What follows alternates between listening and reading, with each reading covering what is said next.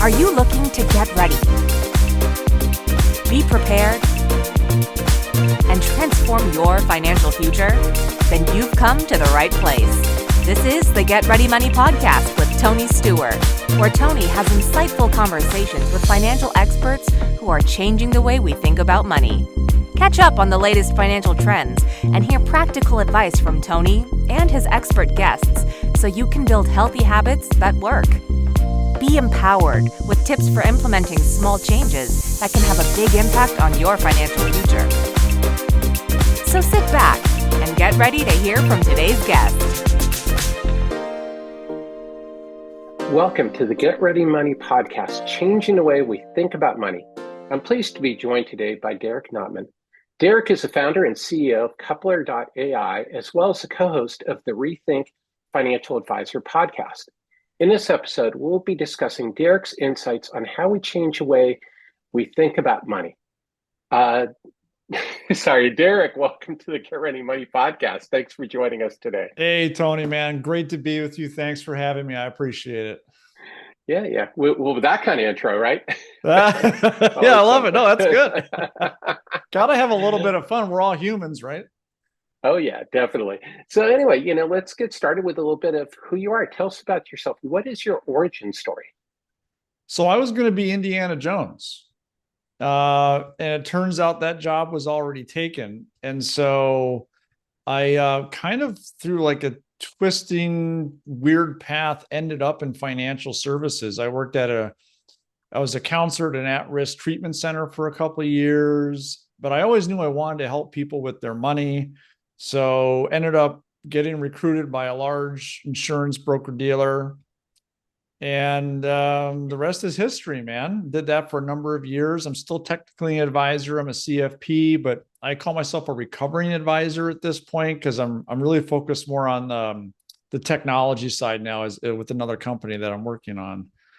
So that's the real quick and dirty origin story with you. Well, that's awesome. Today. So, what created a passion or interest in moving from being a recovering advisor to going into financial technology? So I don't know if it's just the entrepreneurial itch, but I saw a problem that was affecting consumers, advisors, and the companies that sell products and services all at the same time. And I'm like, man, no one else is solving this the way I think it should be solved. And I'm like, what the heck? I'm going to go do it. And just jumped right in with 2 feet pretty much and wanted to work on this thing that, I'm calling, I want to fix our relationship with money is what I'm trying to do for a number of reasons. But that's how I got into it. I had insight knowledge working as an advisor now for over 18 years. I have intimate knowledge of that space. I was like, man, there's got to be a better way to do this. And I'm going to go do it. Well, that's awesome. Well, one is going back to Indiana Jones. That's probably a little more exciting than being a financial advisor, but not always practical for income. Yeah, especially since, Harrison Ford already had a corner on that market. So I really had to go figure something else out. I mean, my bachelor's degree is in anthropology and archaeology. So I was positioned for it, just bad timing. So, but I've always had a fascination with money from a very early age. And as working as that counselor, as I said, with all this at-risk youth, I really learned that I loved helping people. And so I naturally, over time, was like, well, where can I go help people and work with money? And the rest is history. Well, that's awesome. That's awesome. Well, let's talk about, a little bit about the mission to fix our relationship with money is why is it important to fix our relationship with money? So money is arguably the most widely used tool on the planet. Almost everybody on the planet has access to some shape or form of currency, whether it's an actual currency or a barter system or something, right? We use it to do all the different things that we do. And the problem though is that when we don't have a good relationship with our money, when we don't know about it, when we're not educated about it, when we don't know how to use it correctly and what it can do, a lot of bad things can happen. Things like poverty, hunger, high rates of divorce, not being able to retire or send the kids to school or buy a house. But on the flip side, when we do have a good relationship with money, when we are educated, when we are given good advice and guidance, education and so forth, a lot of good things can happen. We can serve our communities. We can take care of our families. We can retire. We can do things that, are on our bucket list, if you will. And not enough people have access to the type of advice and guidance and education that I believe should have, especially since everyone on the planet almost has access to this tool. So I was like, man, we got to fix this, because when we fix our relationship with money, all of these really good things can happen in our family, our local community, national, global community. It's a cascading effect. That's awesome. And I definitely share that mission, is that, money is a tool. You said that, and I think that's really important for people to understand, as they prescribe all these magic powers to money, but it's a tool. And how you use it, as you point out, is what's going to get people to their goals, whether it's retirement or whatever other goal they have. So It's understanding that is important. So, what are some ways that we can fix our relationship with money? One of the things I found really helpful was taking a step back, and I've done this with my wife and my son, is creating a vision board. What's actually important to us in life? And our vision board includes tangible assets, like what type of car or house or stuff do I want, but also intangibles about like healthy living, experiences, relationships, things of that nature. And we can use money to actually get a lot of those things done. But if we don't know what we're actually aiming for, then the money could go do all sorts of other things that maybe it shouldn't do. So I found that to be really, really helpful in not only clarifying what I want my money to do for me, but making me excited about it. Like telling me what mutual fund I'm going to be in, or budgeting or how to pay off a credit card does not excite me in the slightest. Telling me how I can take my family on a vacation or pay for my kids' education or retiring or whatever. Now I'm listening. Now I'm excited, because that's connecting the dots for me. I found a vision board to be very helpful with that. That's awesome. That's a great suggestion. And to expand on what you're saying is, in my career as a consultant, working with clients and also with other advisors, is, nobody asked me, straight out the question about about what type of life insurance or disability insurance policy. People were interested in the goals. I want to take care of my family. What's going to take care of my family? And from an advisor standpoint, is like, well, is this the right insurance? Not like, hey, does my client need an indexed universal life insurance? It's more like, well, what's going to help my clients reach their goal? And is this insurance going to help them reach their goals? And I think that's so important for people. Let's create that vision board and understand, as you pointed out earlier, the tool. What is the right tool to help you achieve that, instead of starting with the tool and trying to fix that tool, if you start with the tool, if you start with a hammer, all of a sudden everything looks like a nail, right? Like, whoa, take a step back, put the hammer down. What are we trying to do here first? Yeah. And as I always pick on Bitcoin with this, because, that's the thing, is people always say, well, should I buy Bitcoin or not? Well, that's not really the right question. Is Bitcoin the right tool to help you get to where you're going, rather than just like, hey, should I buy Bitcoin, and looking at that in a vacuum? So that's awesome advice. So, let's talk about your company a little bit. What is Couplr.ai? Couplr.ai is the best way to find a financial advisor at the end of the day. So I wanted to create a technology-enabled solution that creates an amazing human connection experience. people are looking for help with their money, insurance, investments, retirement, college, budgeting, debt management. The list goes on and on and on. And they're looking for that help at a very, very large volume on a monthly basis. But money is very personal. We've already been talking about this, like hopes, dreams, and goals, and mistakes maybe we've made. So as a consumer, I have to trust somebody enough to give them my money and to open up and share maybe some things I've done wrong or how little or how much I have.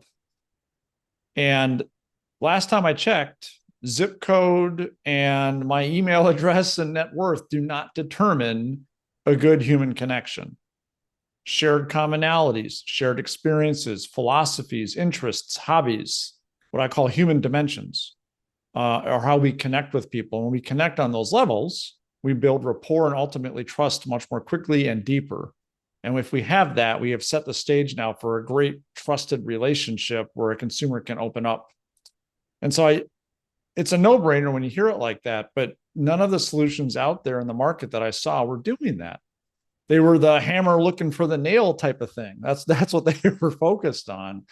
And so I wanted to create a solution that went upstream in the relationship process, if you will, to create kind of, tongue in cheek, the best first date experience ever between a consumer and an advisor. Well, that's awesome. And, in talking about it, and we talked a little bit about this pre-show, is so many of these sites are scattershot. Here's 20 advisors, and then there's 20 advisors contacting the client. And again, the consumer is overwhelmed because it's like, how do I even know who, who to terrible talk to? Experience. Terrible. Yeah. So, let's talk about AI for a minute, because of course AI is in the news all the time. Can you define what AI is? Well, AI has actually been around since the 50s. I believe Alan Turing was the first one that really, I guess you could call the father of AI. It's just really recently been getting a lot of press and hype because it's, coming into its own. I think there's a big consolidation going on, but AI literally is just computers taking data and learning from that data and then spitting out, results and things and suggestions and so forth on a much larger scale than has ever been done before. And we can use AI to do all manner of things. So it's pretty fascinating. I mean, it's core to our solution at Couplr, because we're learning a ton about consumer and advisor preferences and so forth, which we can use to create a better experience. So yeah, I think it's great. It's interesting how it's all of a sudden become really popular, although it's been around for 70 years almost, something like that. It's kind of wild. That's awesome. Well, we haven't mentioned AI stands for artificial intelligence. Yeah. Sorry. Yep. That's you may right. hear. Oh no, that's okay. I Yep. overlooked that as well. So is that the same as machine learning that we also hear about? So I'm not a technologist, so I don't think they are exactly the same. No. Okay. But I think there are a lot of similarities. I think machine learning might be, for lack of a better term. So any technologists listening, my apologies, because I'm not a technologist. But I believe machine learning might be, as again, lack of a better term, a simpler version of what AI is now doing today when it comes to like training large language models and so forth. But I think there's also a lot of similarities. I also will throw in, though, that AI also could stand for advisor intelligence. And one of the sweet spots that we're seeing is that I think one of the places that advisors are going to shine in our industry moving forward are those that are using artificial intelligence to enhance advisor intelligence. Yeah, I completely agree with you. I don't think that AI is going to replace the human advisor, but I think used appropriately, it will enhance the consumer experience and allow the advisor to do more. No question. I mean, Tony, it's a tool, right? We have our hammer, we have a screwdriver. Now maybe AI is our power saw, right? So it's just another tool to help us do the things that need to get done. And let's face it, most advisors joined our profession to help people with their money. not to do all the back office stuff that's still required to run a practice. AI can help with a lot of that behind the scenes stuff. It can help with marketing. It can help with all kinds of things to empower the advisor to have deeper and more meaningful engagement with clients. That's awesome. I think that's such an important point for people to understand, because so many people go, well, maybe this will replace advisors. And I've seen some fintechs, and we've both seen fintechs where they're trying to do that. And I don't think that benefits consumers or advisors at the end of the day. No, and I interviewed someone for my podcast. He made a really interesting comment. AI does not have empathy. Human beings do. And human beings are wired to be empathetic and to connect with other human beings. So when you're dealing with your money, especially when it's a decision that has a very high cost if you're wrong, like retirement, pretty expensive if you mess that one up, right? Yeah. You're going to want to talk to somebody that can be empathetic with you, somebody that can have a deep conversation. Maybe you used AI to get 85% of the way there, 50% of the way there, whatever it is, but you still need a human filter at the end to make darn sure this is what we want to do. 100%. And somebody with experience is, that's the other thing that's often overlooked in this conversation, is that when you get that human input, it's not somebody on TikTok.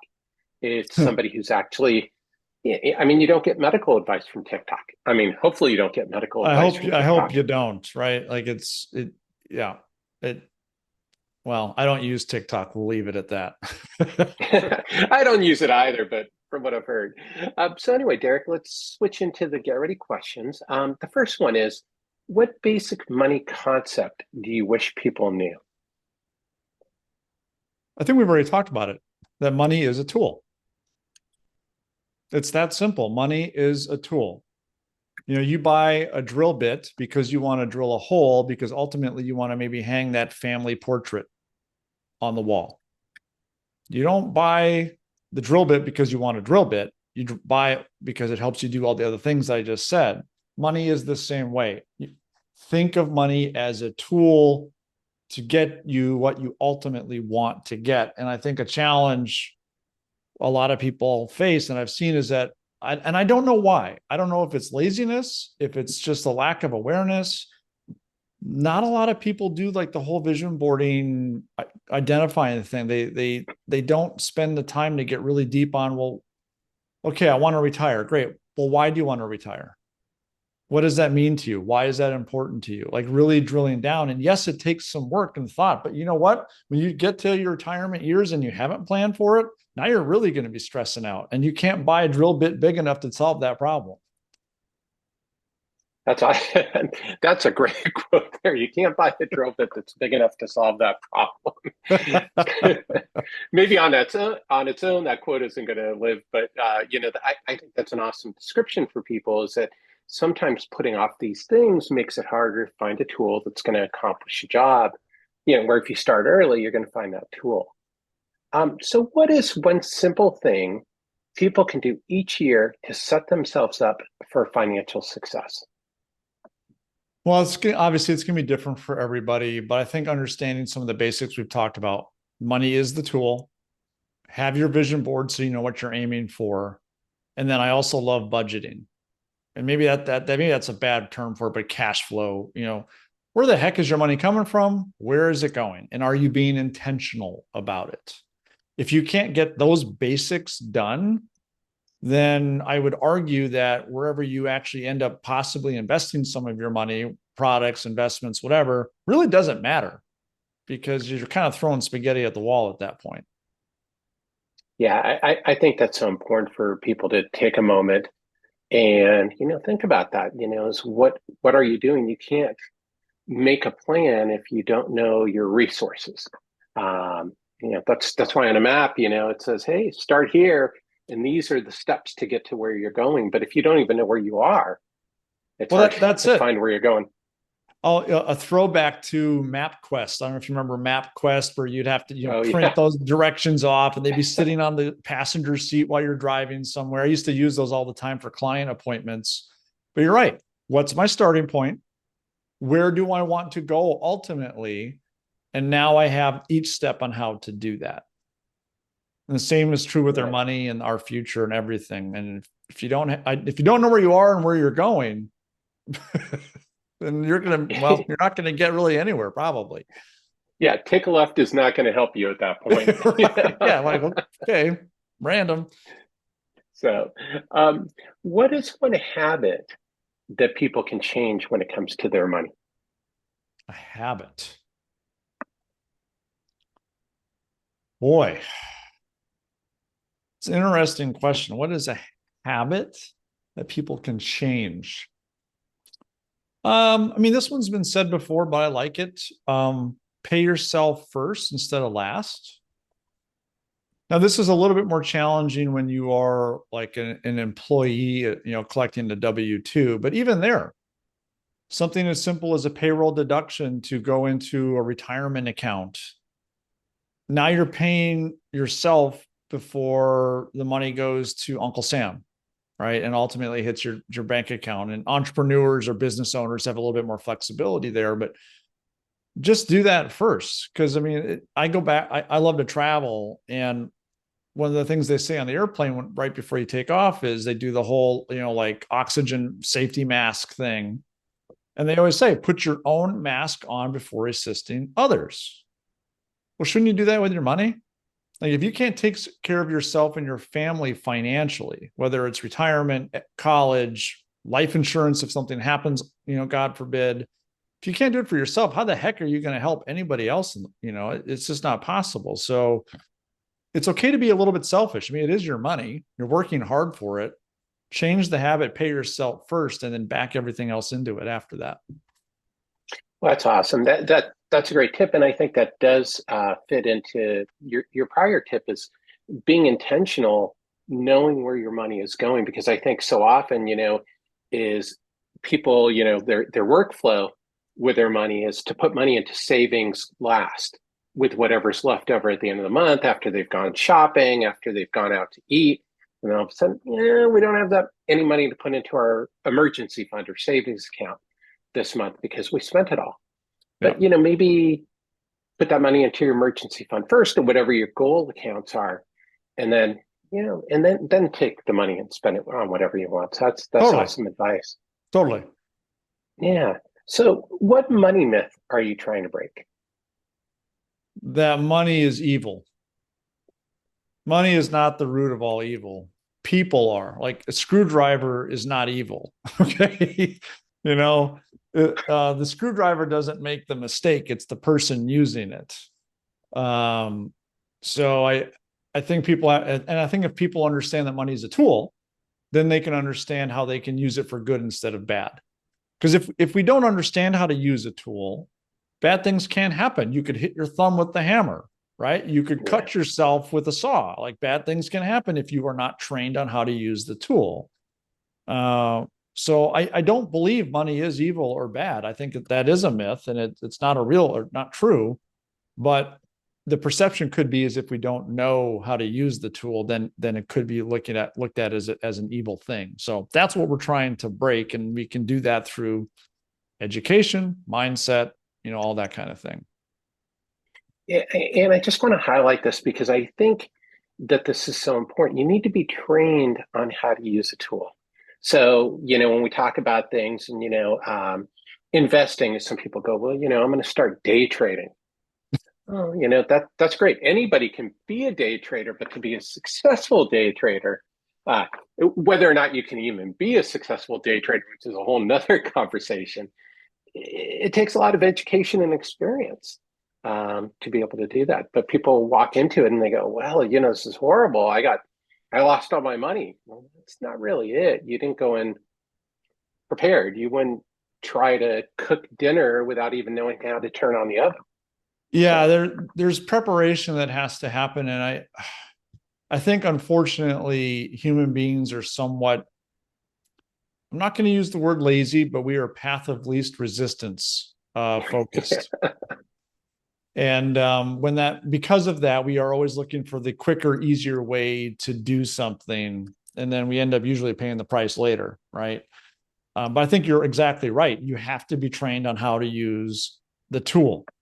the outcome will be better if you're better at using it. It's that simple. And that could be whether you're roofing your house, fixing your car, learning how to fly a plane. I mean, the list is endless. And how do you learn? Well, you can learn by reading, you can learn by doing, and you can learn from others. I would argue learning from others in a situation like this is probably something you would want to pay attention to, because you don't want to make mistakes again that have the potential to be very impactful in a bad way, right? Like you cut your finger off with a saw, like you aren't exactly putting that back on. Maybe, right? Probably not. Maybe you can Probably try, not. but you aren't going to forget that. Better Super learn how to glue use is the saw first. Super glue and duct tape is not going to take care of It's that. not going to do it. So, that's awesome. So Derek, let's get out the time machine for a minute. What advice would you give your younger self if you could go back in time knowing what you know now about money? Oh man, there's a lot of little things or big things, even cash flow though is the one.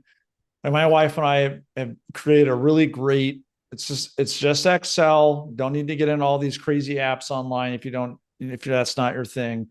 But we have a simple cash flow worksheet we use every month, and it tallies things for the month and also gives us like an annual view. But just knowing where your money goes, like once a month, we sit down and we look at all the numbers. Where's it going? Where did it come from? All that kind of stuff. And when I got my first job, all I cared about is the money getting from my paycheck into my bank account, right? And then I spent it, and then every month I'd be like, wow, don't have anything left. I don't know where it went, but I guess I got to get another paycheck now. And if you don't know where it's going, then you can't be, again, making good decisions with it. And I would be further ahead in life today if I had been better about managing my cash flow. And it's not a really hard thing to do. It's pretty simple. Money in, money out. Where did it go? It's pretty darn simple. And I spend no more than an hour a month on it. It's not like it takes up a ton of my time, but it gives me a lot of peace of mind. I'll tell you that. So yeah, I wish 20, 30 years ago, just bang me over the head with an Excel sheet. Like, go do this, use this thing. That's awesome. And that's great advice. And I think the other thing you said there that's super important is that you have to go back and review the stuff. It's not set it and forget it. Everything is dynamic. Your income changes, your expenses change. Yep. Maybe not on a regular basis, but they do fluctuate. And for people watching and listening, you can download a cash flow worksheet as part of the Get Ready movement for free from my website. Awesome. So put in that plug. Awesome. No, that's good. It's a great tool. It's such an easy one to use. And we just give you should be in control of your money, just like you should be in control of that Sawzall that you're using to cut a 2x4. Like, don't let it control you. You need to control it. I love all the analogies of tools and working on like stuff today. It's good, but it makes sense. It's just, it's how it goes. Yeah. No, I think those are great analogies. And I think that talking about it this way helps break down some of the barriers with money is, that for people to understand this, because otherwise, it's this thing, where people go, gosh, I don't know what a deductible is, or I don't know what asset allocation is. Geez, have I, done the right asset allocation on my 401k instead of like, are you actually putting money in your 401k? Let's go upstream a little bit. Yeah, exactly. Put money in your 401k, which is what you're talking about, paying yourself first. So Derek, to wrap it up, what is your number one tip on changing the way we think about money? I think we've already covered it at length. Money is a tool. Change your mindset on that. Don't look at it as something that you dread or that causes you stress or anxiety, or that you find confusing. You can go pick up a screwdriver or a hammer and you understand that it is a tool that has a purpose. Money is the same thing. And it's just a matter of controlling it. I think that's just what you have to do is just like, what do I want in life? Okay, I want to retire. Well, when? Why is that important to me? What's it going to cost me to retire? Start getting into the weeds a little bit. Like, okay, I've identified where I want to be. I have this thing called money from the income and my current assets I might have. How do I use that to drill the hole to get to my retirement? Right? It's that simple. That's how I would do it. Like I'm a pretty simple guy. That's how I would think about it if I were, you don't overthink it. Maybe get off of TikTok, stop. There's a ton of noise out there, Tony. I think that's the other thing is that sometimes money is made to be more complex than it maybe needs to be. Right. So thinking like take it a step back, you can do pretty well just on your own by understanding some of these fundamental things. That's awesome. Well, can I say that you nailed it? That's a great dad joke right there. That's awesome. Oh, yeah. Yeah, I'm a dad. Oh, I love it. That is fantastic. But I think what you said is super important is that once you know the problem that you're actually trying to solve, then you can find the right tool. And that's what you've been saying all along. So I hope people will take that away from this episode and that it's useful to you. So Derek, where can people learn more about you, Couplr.ai, and where can they connect and follow you? Yeah, I'm really active on LinkedIn. So that would be a place to go. You can, I think you could throw a link in the show notes for folks there. That's Definitely. Great place to see what I'm up to. I do a nice blend of personal and business on there. And then you can check out the Couplr website. It's just Couplr.ai, Couplr.ai. So some cool stuff on there. We're really excited about the stuff we're doing there as well. So feel free to go check it out. And yeah, I'm an open book. So always trying to help people, get a little bit better at whatever there is that they're up to. So connect with me, reach out. Happy to chat. Fantastic. And as you mentioned, and for all my listeners and viewers, as always, there will be links to connect with Derek and to check out Couplr.ai's website in the show notes. So Derek, thanks so much for joining us today on the Get Ready Money podcast. It's a pleasure, Tony. Thank you for having me. And thanks everybody for listening. Really appreciate it. Hopefully you got a little chuckle out of it. Yeah, definitely. No, this has been an awesome conversation. And as always, thank you everybody for tuning in to this episode of the Get Ready Money podcast. If you learned something today, please be sure to like and subscribe to the show and to share it with a friend. Until next time, let's change the way we think about money.